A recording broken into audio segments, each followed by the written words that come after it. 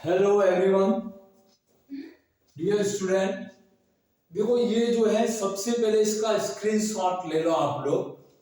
सबसे पहले आपको मेरी यही एडवाइस है कि इसका पूरा स्क्रीनशॉट ले लीजिए आप आराम से, बिकॉज ये आपके एसिम्प्टोट्स जिसको अनंत स्पर्श या हिंदी मीडियम में कहा जाता है, बेसिकली एक स्ट्रेट लाइन होती है जिसके बारे में आपको डेफिनेशन पिछले वीडियोस में समझाई हुई है। सबसे जरूरी हो जाता है एसिम्प्टोट्स फाइंड करने के लिए अलजेब्रिक कर्व का क्वेश्चन। इसके मार्क्स है वो देख लेना, ये 10 मार्क्स क्वेश्चन बनता है, इसलिए ध्यान रहे। एसिम्प्टोट्स वाला जो अलजेब्रिक कर्व के लिए है, जनरल कर्व अलजेब्रिक जिसकी n डिग्री का कर्व है, उसके लिए 10 मार्क्स क्वेश्चन में ये आता है। तो इसके लिए ही मैं आपको कह रहा हूं पहले आप स्क्रीनशॉट ले लो। अगर आप बीटेक है तो भी आ जाओ स्क्रीनशॉट के लिए, बीएससी हो तो भी सब आ जाओ, स्क्रीनशॉट ले लो। आप किसी भी यूनिवर्सिटी से हो, ऑल इंडिया यूनिवर्सिटी के लिए एसिम्प्टोट्स आपका इंपॉर्टेंट, वेरी इंपॉर्टेंट टॉपिक रहता है। इसके लिए आपको पूरा फोकस होके आराम से, वेरी सिंपल मेथड है, बहुत आराम से आप इसका क्वेश्चन बहुत ही अच्छा सॉल्यूशन अपना प्रेजेंटेशन के साथ में एग्जाम में अपियर कर सकते हैं, जहां आपको पूरे मार्क्स मिलते हैं। फिर रहते हैं कंपटीशन वाले। तो कंपटीशन एग्जाम वालों के लिए एसिम्प्टोट्स के ऊपर 100% क्वेश्चन आता है, हर साल आ रहे हैं। तो इसके डिफरेंट मेथड पढ़ेंगे अपन, इसके कैरेक्टर को पढ़ेंगे। तो आप बने रहिए हमारे चैनल पर। अभी तक सब्सक्राइब नहीं किया है तो पहले सब्सक्राइब कर दीजिए। तो अब शॉर्ट में यही है कि आज का जो मेथड है वो n डिग्री के अलजेब्रिक कर्व के लिए है।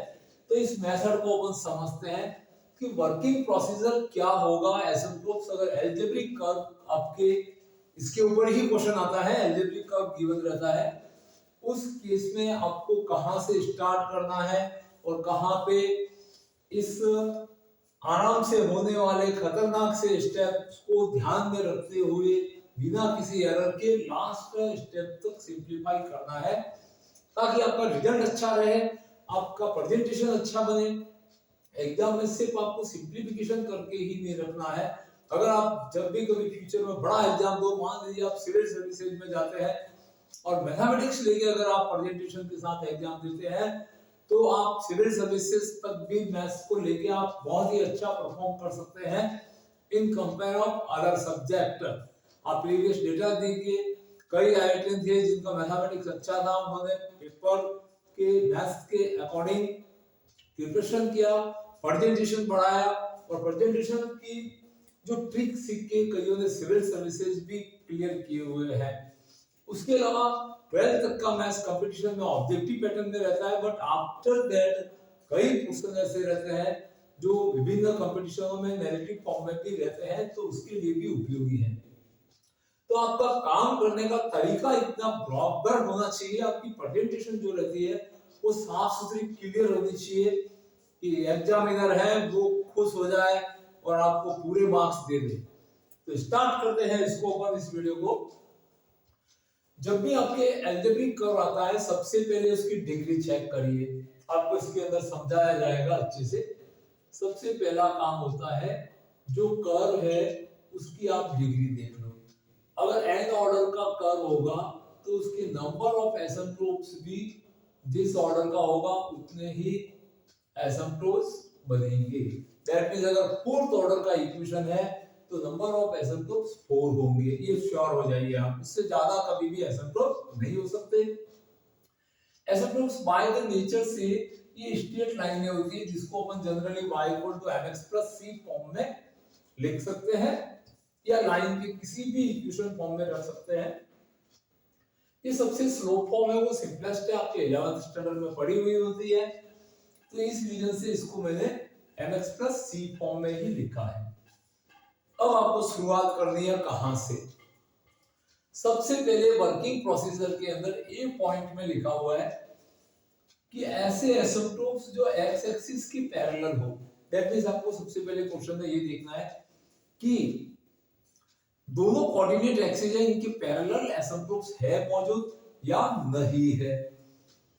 तो एक्स एक्सिस के पैरेलल एसिम्प्टोट्स देखने के लिए आपको क्या करना है, जो x की जो पावर की जो हाईएस्ट पावर की जो टर्म है, जो x वेरिएबल जो होता है, दोनों वेरिएबल का मिक्स इक्वेशन x और y, दो वेरिएबल काम में लेके जो अलजेब्रिक कर्व की इक्वेशन होगी, उसके अंदर x की कोफिशिएंट की जो हाईएस्ट पावर है, जैसे कि फोर्थ ऑर्डर का है, तो जहां जहां फोर्थ ऑर्डर की टर्म्स है आपके इक्वेशन में, उनके वेरिएबल कोफिशिएंट को जीरो रखना है। अगर वेरिएबल पार्ट है उस कोफिशिएंट है, मतलब कोफिशिएंट जो x की हाईएस्ट पावर का है वो कांस्टेंट टर्म नहीं होनी चाहिए। इसको ध्यान में रखिए आराम से। कांस्टेंट मतलब कोई नंबर्स नहीं होना चाहिए या एबीसी फॉर्म नहीं होना चाहिए। y वेरिएबल से बना हुआ कोई ना कोई वेरिएबल पार्ट इंक्लूडेड टर्म होना चाहिए, जिसमें आप बता सकते हैं कि उसको एक स्ट्रेट लाइन में रिप्रेजेंट कर सकते हैं। तो करना क्या है, x की हाईएस्ट पावर की टर्म इकट्ठा करके आगे ले आइए, सबसे हाईएस्ट टर्म एक ऑर्डर में लिखिए, फिर उससे एक कम पावर वाले टर्म, फिर उससे भी कम पावर वाले टर्म, और एक डिसेंडिंग ऑर्डर के अंदर, मतलब घटते हुए क्रम में, डिग्री के घटते हुए क्रम में इक्वेशन को लिख दीजिए। अब कुछ x की जो हाईएस्ट पावर के टर्म है, उनका वेरिएबल पार्ट वाला अगर कोई कांस्टेंट है तो उसको जीरो रख दीजिए, और उसको सिंपलीफाई करेंगे तो आपको वे एसिम्प्टोट्स मिल जाएंगे, मतलब वे स्ट्रेट लाइन के इक्वेशन मिलेंगे। रियल लाइनें भी हो सकती है, इमेजिनरी भी हो सकते हैं एसिम्प्टोट्स, तो वो जो x एक्सिस के पैरेलल है वो मिल जाएंगे। इस स्टेप के बाद में आप आ जाइए y एक्सिस के पैरेलल। अब अपन ढूंढने जा रहे हैं y एक्सिस के पैरेलल, मतलब दोनों कोऑर्डिनेट एक्सिस के पैरेलल एसिम्प्टोट्स मौजूद है कर्व में या नहीं है, पहले ये श्योर हो जाइए। तो जब y के पैरेलल ढूंढना है, आराम से यहाँ पे लिखा हुआ है उसके अकॉर्डिंग, y की हाईएस्ट पावर, जो काम आपने x के लिए किया था वो काम आपको y वेरिएबल के लिए करना है। अब y की हाईएस्ट ऑर्डर में इक्वेशन को अरेंज कीजिए, और उसकी अंदर अगर कोई वेरिएबल कांस्टेंट है, यहाँ पे क्लियरली इसको ध्यान रखिए, कोफिशिएंट नॉट बी कांस्टेंट, मतलब कोफिशिएंट है वो कांस्टेंट नहीं होना चाहिए, वेरिएबल पार्ट इंक्लूडेड रहना चाहिए, उसको जीरो रख के सॉल्व कीजिए, स्ट्रेट लाइन के इक्वेशन मिलेंगे। तो ये वे लाइनें होगी जिनको आप एसिम्प्टोट्स बनाते हैं, जो y एक्सिस के पैरेलल है। अब इनके पैरेलल एसिम्प्टोट्स आ गए, तो आपकी टोटल ऑर्डर n है, उसमें से अगर आपके पास में इनमें से कोई मौजूद होंगे तो उतने एसिम्प्टोट्स कम हो जाएंगे, बाकी के बचते हैं आपके पास a b के बाद c पॉइंट पे आ जाइए, oblique asymptotes. Oblique that means अगर आप हिंदी मीडियम से हो तो जिनको हिंदी में इसके लिए वर्ड काम में लिया जाता है तिर्यक रेखाएं, दैट मींस वे सरल रेखाएं जो किसी कर्व की एसिम्प्टोट्स है, और तिर्यक है मतलब कोऑर्डिनेट एक्सिस के पैरेलल नहीं है। तो पैरेलल वाला पोर्शन पूरा होने के बाद आते हैं ऑब्लिक एसिम्प्टोट। तो इसके स्टेप है, इनको अपने माइंड में सेट कर दीजिए, और मात्र एक क्वेश्चन या दो क्वेश्चन आप करके देख लीजिए इस मेथड से, आपको पूरा मेथड एकदम ओरल हो जाएगा। तो सबसे पहले करना क्या है, जो वेरिएबल x की और y की मिला के जो हायर ऑर्डर के टर्म है, n ऑर्डर का आपके पास में कोई भी फंक्शन होगा, तो n ऑर्डर की जो हाईएस्ट ऑर्डर की जो फंक्शन है, जिसको मैंने phi of m of n find करना है। अब ये फाई ऑफ m कहां से आ गया, तो इसके बारे में इसके नीचे लिखा हुआ है, जो हाईएस्ट डिग्री के टर्म है, मान लीजिए फोर्थ ऑर्डर का, तो फोर्थ ऑर्डर वाले जितने भी टर्म है उनके अंदर x का वैल्यू 1 रखना है और y का वैल्यू आपको m रखना है। अब जब x 1 हो जाएगा और y m हो जाएगा, तो जो फंक्शन बनेगा वो आपका phi of m function of n degree term, that means highest degree की टर्म में फाई ऑफ m फंक्शन आपको मिल चुका है। अब ये जो हाईएस्ट डिग्री टर्म लिखा हुआ आपके पास है, दैट मींस फाई m निकाल दिया। पहला काम हो गया, वेरी सिंपल। दूसरा काम, जो फाई ऑफ m आया है इक्वल 0 रखो, और उस इक्वेशन को सॉल्व करो किसी भी मेथड से। क्यूबिक भी बन सकता है, क्वाड्रेटिक भी बन सकता है फाई m, और फोर्थ ऑर्डर का भी बन सकता है, किसी भी ऑर्डर का। तो इसके रूट्स फाइंड किए जाते हैं। Let roots are m1 m2 m3 and mn root आपको मिल जाएंगे। अब ये रूट मिले, दैट मीन्स विभिन्न एसिम्प्टोट्स के स्लोप आपको मिल चुके हैं।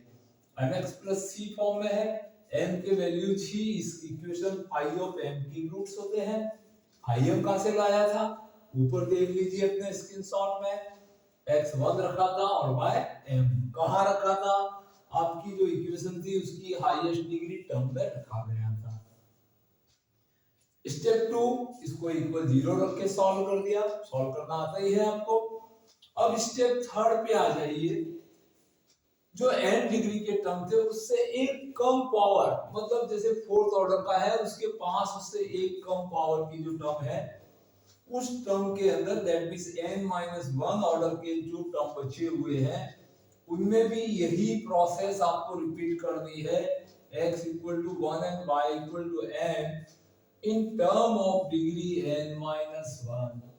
अब n-1 डिग्री की जो टर्म है उसमें भी x इक्वल टू 1 और y इक्वल टू m रख दिया, तो phi of m of degree n-1 आपने प्राप्त कर लिया। वेरी गुड, बहुत बढ़िया स्टेप है। एक बार हायर ऑर्डर वाले में रखना है, 0 रख के सॉल्व करना है, उसके बाद एक कम ऑर्डर वाले में x इक्वल टू 1 और y इक्वल टू m रखना है, और फिर इससे आपको एक फॉर्मूला दिया हुआ है फॉर कांस्टेंट वैल्यू c के लिए, जो आपका mx प्लस c लाइन को आप ढूंढ रहे हैं एसिम्प्टोट्स को, तो c फाइंड करने का फॉर्मूला माइनस, साइन को ध्यान रखिए, n-1 डिग्री की टर्म से जो m divide by five dash, मतलब जो फाई ऑफ m आया था स्टेप 1 के अंदर उसका फर्स्ट डेरिवेटिव लेना है, डैश का यूज है, मतलब उस टर्म को फाई ऑफ m को डिफरेंशिएट करके लिख दीजिए, यहाँ पे फाई ऑफ m को लिख दिया। अब जब ये जो c टर्म के अंदर आप वैल्यू m1 रखेंगे, m के अंदर यहाँ पे जो आपको एक algebraic px upon qx term में एक फॉर्मेशन मिलेगी, इसमें m1 वैल्यू रखेंगे तो उससे आने वाले वैल्यू को आप क्या बोलोगे, c1 वैल्यू, फिर m2 रखेंगे तो c2 मिल जाएगा, m3 पे c3 और mn की वैल्यू रखने पर इस फॉर्मूले में आपको cn मिल गया।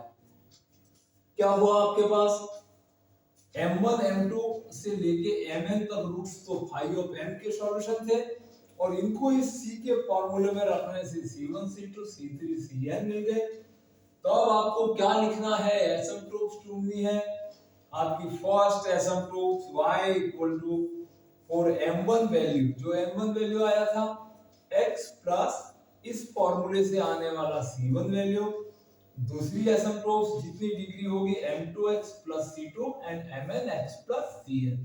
इस तरह से जितने भी तिर्यक का आपके पास में एसिम्प्टोट्स है वो मिल जाएंगे। बढ़िया तरीका रहा आपके पास, एकदम 4 स्टेप में आपका क्वेश्चन पूरा हो जाएगा। लेकिन कभी होता यह है कि अगर roots of phi m equal to 0 are equal, अब जो यहाँ पे परेशानी आपको आती है कि फाई ऑफ m के 0 रखने पर यहाँ पे मान लो कभी 2 रूट इक्वल आ गए, m1 इक्वल टू m2 आ गया, या 3 रूट इक्वल आ गए, तो उस समय ये फॉर्मूला काम में नहीं लेंगे, ये ध्यान रखिए। when 2 roots equal या 3 roots equal and n root equal, तो उस समय करना क्या है, यहाँ पे एक फॉर्मूला दिया हुआ है, जब 2 रूट इक्वल होते हैं, if roots of phi m are equal then find c, और यहाँ पे कितने रूट्स के लिए है ये फॉर्मूला, 2 रूट्स इक्वल कंडीशन के लिए है। 2 रूट्स वाली पोजीशन को अच्छे से लर्न कर दीजिए, इसको देख के आप 3 रूट्स इक्वल होने पर फॉर्मूला बना सकते हैं। 2 रूट्स में 1 अपॉन फैक्टोरियल 2 आता है, तो 3 रूट्स इक्वल होंगे तो 1 अपॉन फैक्टोरियल 3 आएगा। अगर 2 रूट इक्वल है तो 1 upon 2 factorial c square 5 double dash of m आएगा, मतलब जो हायर ऑर्डर की जो फर्स्ट स्टेप का वैल्यू है उसका 2 बार डिफरेंशिएट किया हुआ वैल्यू यहाँ पे रखना है। m वैल्यू सेम होगा because m1 equal to m2, आपके पास 2 रूट इक्वल है, उनको अपन m मान रहे हैं, plus 1 upon factorial 1 into c and 5 dash. अब इसके देखो सीक्वेंस को समझते हैं, यहाँ पे 1 अपॉन फैक्टोरियल 2 है तो c पे स्क्वायर है बिकॉज दो रूट इक्वल है, तो यहाँ पे इसका सेकंड डेरिवेटिव है फाई m का। यहाँ पे 1 फैक्टोरियल है, एक डिक्रीज हो जाता है, ये फर्स्ट टर्म है, इसको डिक्रीज ऑर्डर में आपको लिखते जाना है, मतलब घटते हुए क्रम में लिखना है इस फॉर्मूले को। 1 upon 2 factorial c square double dash plus 1 upon factorial 1 c into 5 dash of m, but यहाँ की डिग्री कौन सी टर्म है, n minus 1, दैट मींस यहाँ पे n डिग्री का फंक्शन है तो इससे एक कम डिग्री का जो फंक्शन रहेगा 5 of m, उसका फर्स्ट डेरिवेटिव, फिर इससे भी छोटी डिग्री के टर्म में m का वैल्यू रख के इक्वल 0 रखोगे तो एक क्वाड्रेटिक इक्वेशन c वेरिएबल के लिए c के लिए मिलेगा, दैट मींस c स्क्वायर की टर्म है तो क्वाड्रेटिक मिलेगा। आप चाहो जिस मेथड से क्वाड्रेटिक फार्मूले से करो, दैट मींस दरा चाटे फार्मूले से करो या फैक्टराइज करके कर सकते हैं, तो इस तरह से आपको c के दो वैल्यू मिलेंगे, clear, C1 and C2, but m क्या है उसका सेम रहेगा, दैट मींस ये दोनों एसिम्प्टोट स्लोप सेम होने पर पैरेलल बने रहेंगे। अगर तीन रूट इक्वल आ गए, m1 m2 और m3 तीनों रूट इक्वल हो गए, तो इस फॉर्मूले को थोड़ा सा करेक्शन करिए, 1 upon 3 factorial c cube, cubic equation बनाइए इसी सिस्टम से, 5 ट्रिपल डैश ऑफ n का ऑर्डर ऑफ m, मतलब जो हाईएस्ट डिग्री की टर्म है, यहाँ पे जब तीन रूट इक्वल होंगे तो स्क्वायर की जगह क्यूब आएगा, तो यहाँ पे ट्रिपल डेरिवेटिव, फिर डिक्रीजिंग ऑर्डर में उसको लिखते जाइए और एक क्यूबिक इक्वेशन मिलता है, उसको सिंपलीफाई कीजिए। c के आपके पास तीन वैल्यूज मिलते हैं, c1 c2 and c3 for m1 m2 and m3, three roots are equal of phi of m function is equal to 0 जब आप स्टेप 1 में आप फाइंड करते हैं। तो इस तरह से हमारे द्वारा इस वीडियो में आपको यह अच्छे से समझाया गया है, आपको कहीं दिक्कत नहीं आएगी। इसकी आप इमेज को हमेशा अपने पास रखिए और इसके सिस्टम का स्टेप को, प्रत्येक स्टेप को ध्यान से देखते जाइए और एक या दो क्वेश्चन सॉल्व करके देख लीजिए, आपको पूरा मेथड एक्सप्लेन हो जाएगा। तो इस तरह से जो फर्स्ट मेथड है, जो अलजेब्रिक कर्व की एसिम्प्टोट्स फाइंड करने का जनरल मेथड, जब जनरल इक्वेशन गिवन होती है, किस तरह के क्वेश्चन इसमें कैसे करते हैं, जो कि हमारे नेक्स्ट वीडियो में बताए गए हैं, उसमें आपको क्लियर हो जाएगा और आप खुद करके देखिए। हमारी तरफ से ये आपको एडवाइस है कि मैथ्स के अंदर जितना आप सेल्फ करेंगे प्रैक्टिस, इंप्रूवमेंट आप में होगा। तो इस तरह से अगर हमारा प्रयास आपको सार्थक लगा है ये मेथड समझाने में, तो चैनल को सब्सक्राइब नहीं किया तो पहले सब्सक्राइब करना जरूरी है और इसको शेयर करिए अपने फ्रेंड्स में, उनका भी रिजल्ट अच्छा रहे। Okay, thank you watching this video.